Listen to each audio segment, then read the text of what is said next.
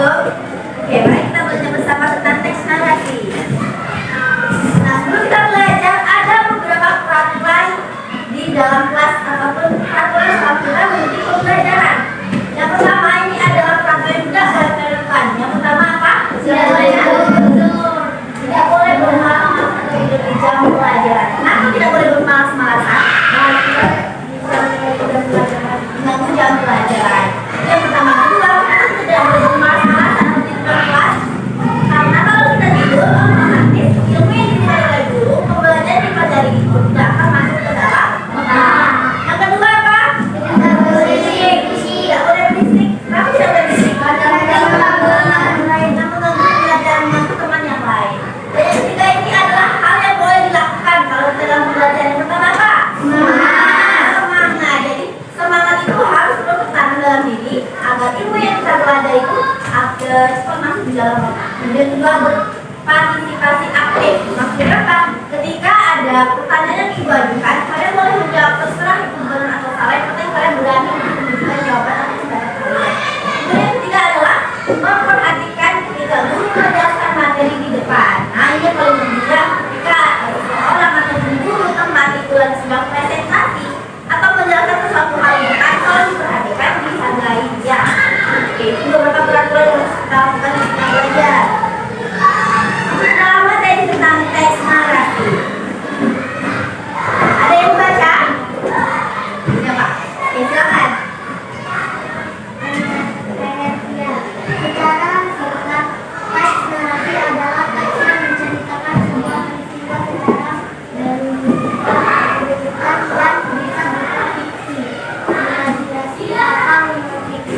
Jadi ya, secara singkatnya adalah teks narasi ini adalah teks yang menceritakan sebuah peristiwa secara berurutan. Jadi narasi itu adalah cerita, teks cerita yang cara penulisannya itu secara berurutan, secara sistematis, mulai pendahuluan, pengenalan tokoh, kemudian masuk dalam isi atau konflik dalam sebuah cerita tersebut. Kemudian ketiga itu ada usulnya yang namanya resolusi atau penyelesaian masalah dalam cerita tersebut. Begitu ya.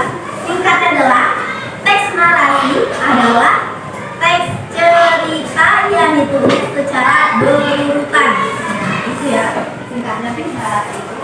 Apa benar tadi? Teks cerita yang ditulis secara berurutan. Nah, oke. Ada yang tahu juga berapa? Apa bedanya gambar A dan gambar B? Oke, ada mobil yang lain selain itu? Apa? Jamuran A, jamuran Yang A busuk atau jamuran, yang B? Kira-kira gambar A ini bermanfaat atau enggak? Iya. Kenapa? Kalau yang B ini bermanfaat enggak? Kenapa? Oke, jadi itu ya. Enggak, semestinya kalau dia busuk sebenarnya ada sedikit manfaat yang kita ambil. Jeruk busuk ini bisa dijadikan sebagai pupuk, membusuk tanah atau tanaman. Kalau yang B sudah pasti bermanfaat untuk kesehatan, untuk penambahan vitamin. Nah, sama seperti pembelajaran hari ini, pasti setiap materi yang dipelajari di dalam kelas, dipelajari sekolah pasti mengandung yang namanya manfaat. Tinggal kita pilih manfaatnya itu apa. Nah, inilah beberapa manfaat yang kita dapat dari mempelajari tentang teks narasi. Ada yang mau baca? Nanti. Coba, kamu silakan. Tujuan dan fungsi teks narasi yaitu untuk memberikan informasi sekaligus memberikan wawasan kepada pembaca serta menyediakan hiburan bagi pembaca. Jadi ya, manfaat kita mempelajari teks narasi yang pertama tentunya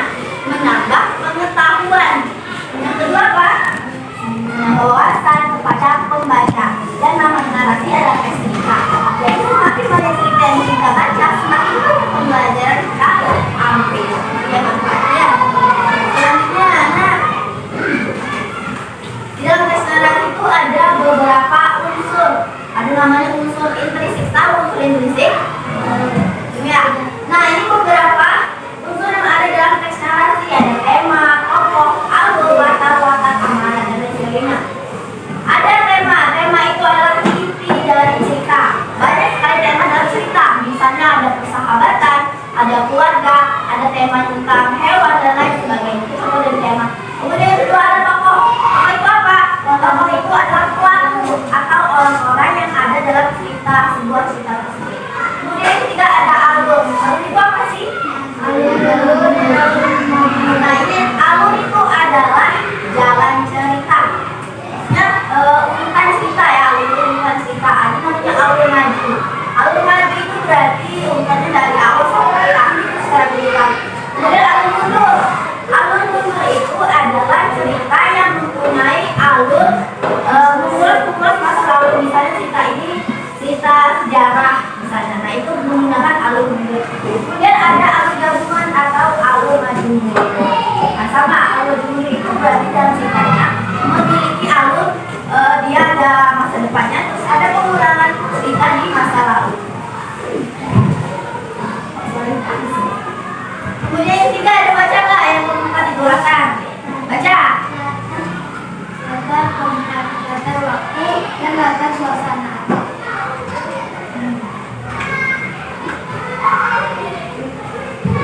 Latar. Nah, latar itu adalah kejadian ya. Ada tempat, ada waktu, ada latar suasana. Latar tempat itu seperti misalnya di sekolah, di rumah, di hutan, di mana, di kampus misalnya ya. Terus ada latar waktu. Latar waktu itu tidak hanya menunjukkan pada sebuah jam, tapi juga bisa malam hari, pagi hari, sore hari itu. Nah, terus ada latar suasana. Ada yang tahu contohnya latar suasana itu seperti apa? Ya, bisa. Suasana itu menggambarkan kondisi pada situasi di dalam cerita. Misalnya lagi haru, lagi sedih, suasana lagi sedih, suasana lagi senang, suasana lagi gaduh, misalnya gitu ya. Kemudian yang kelima ada watak. Watak itu apa? Watak itu adalah karakter, sifat, perilaku, dan sikap tokoh pada cerita. Kemudian yang keenam ada amanat. Apa itu amanat? Oke, amanat adalah pembelajaran atau pesan yang bisa diambil dalam sebuah cerita.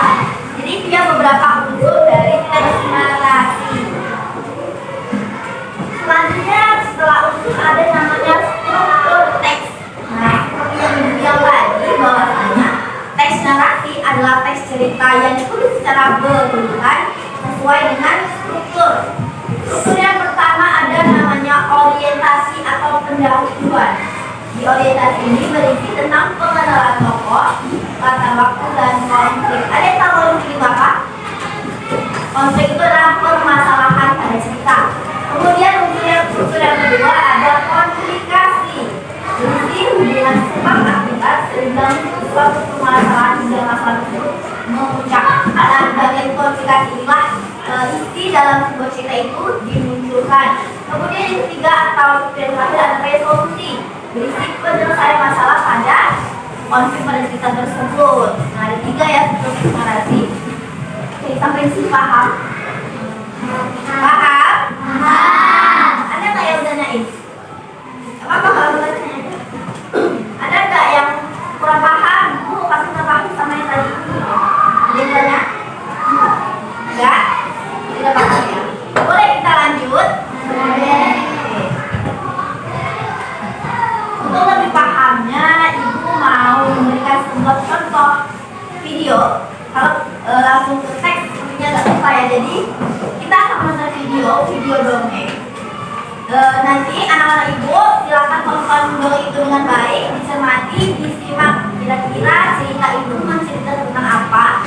Terus di dalam itu siapa saja tokohnya, terus latarnya di mana, watak perilaku tokoh itu seperti apa, dan pembelajaran atau pesan moral kita bisa ambil dari cerita itu apa. Oke?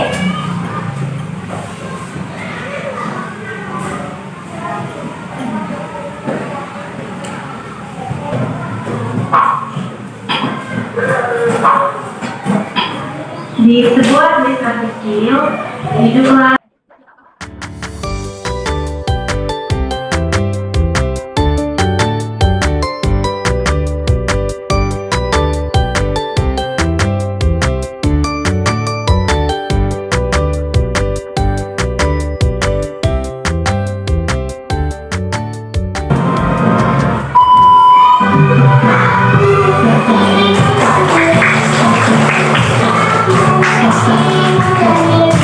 Thank you.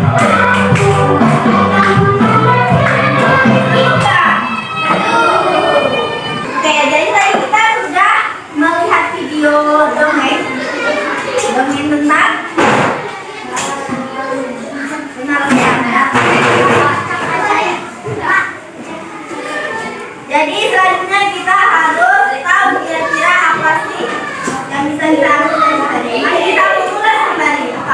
Selanjutnya kita harus menulis. Kuisnya yang pertama, siapa yang tahu kira-kira dalam cerita tadi itu ada berapa tokoh?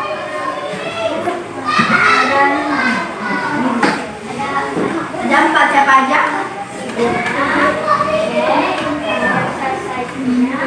Masa ada di sini terus? Ini ada di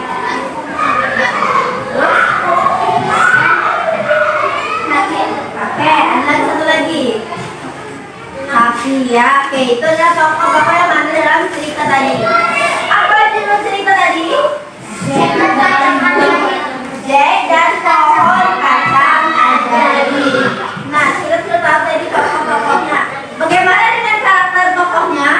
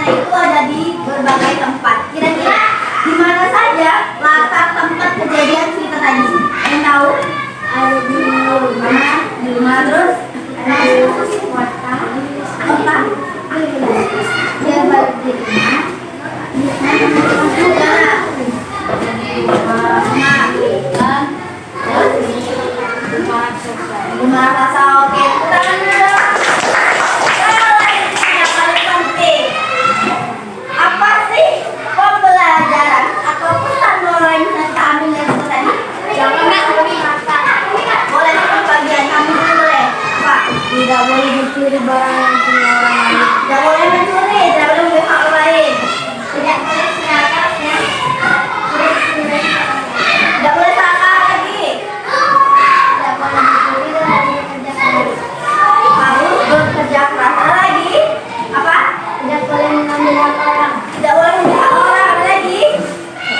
Oke, jadi yang dikatakan teman-teman semua, dikatakan dari semua itu benar ya. Dari sini tadi kita tidak boleh mencuri atau mengambil hak orang lain karena itu perbuatannya salah. Kemudian harus bekerja keras. Kalau kita mau mendapatkan hasil yang baik, hasil dan rezeki yang berkah, kemudian kita harus bekerja keras. Bukan malah mengambil punya orang lain. Terus apa lagi tadi? Nah, oke itu ya. Nah, kira-kira dari beberapa pesan moral yang adik-adik berikan tadi, patut nggak sih untuk kita contoh? Tidak. Kenapa? Karena itu buruk. Karena itu dulu, apalagi karena itu tidak baik. Nah, dari itu ya, bahwasanya dalam kehidupan, ya kalau kita mendapatkan hasil yang baik, bekerja keraslah semaksimal mungkin agar hasilnya juga baik. Oke. Jadi itu yang pembelajaran pada hari